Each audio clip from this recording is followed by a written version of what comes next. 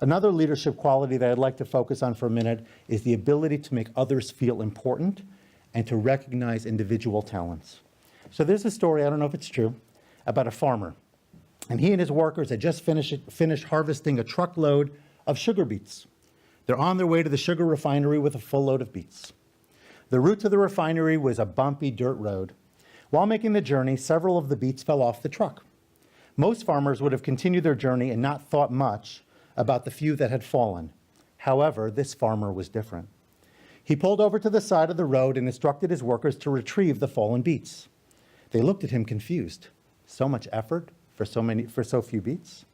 But the farmer explained to them that there was just as much sugar in those few that had slipped as there were in those that remained behind. So each beet on its proverbial truck has value. Each person in an organization or in a team has value as well. And while we may not all have the same gifts and all the same abilities or all the same backgrounds or all the same opinions, we all know that the responsibility of the leader is to find the value in every person that he or she leads, and to encourage that person to utilize their strengths and their talents towards the betterment not only of themselves, but to their team.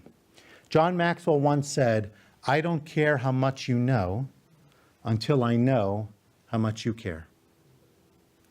Mary Kay Ash said as follows, everyone, listen to this one, I think it's so powerful. Everyone has an invisible sign hanging from their neck saying, "Make me feel important." Never forget this message when working with people. Make me feel important. There's the sign. We're all wearing it. We all need it. Even the leaders, by the way, need it. But certainly people within our team need it as well. You know, I remember when I was coming down from Chicago, where I lived at the time, to Atlanta, where I served as head of school. It was a wintry day in Chicago, and it was also a rainy day down in Atlanta. It was also the day of the AFC Championship game, and my New York Jets, they not doing very well right now, but back then they were in the championship game. And I'm sitting there on the tarmac of O'Hare Airport, waiting for clearance to go, knowing that the weather was bad and low rain cover in Atlanta and all the issues there. We wound up spending 4 hours on the tarmac before our flight was finally canceled. I think they passed that legislation because of my flight. I'm not sure. Okay, and I remember watching the AFC Championship game from my not-so-smartphone, trying to follow the updates, what was going on, and my Jets actually had the lead at halftime. But that's for a different day.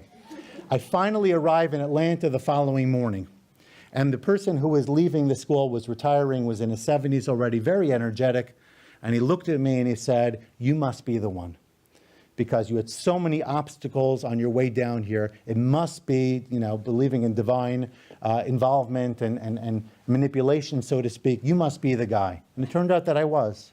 But there I walked in. I didn't know the environment very well. And somebody immediately made me feel important. Somebody immediately gave me recognition. Somebody immediately gave me something positive. And it sort of took a little bit out of that, you know how it is when you're interviewing and you kind of have that dry mouth and sort of your glands just shut down because they just decide that now is not a good time to function, you know, that kind of thing. So it gave me a little bit of juice, so to speak. And all of our people need it. They need it daily, and they certainly need it when things go a little bit sideways, right? Are we going to be like Tom Watson, or are we going to be like somebody else?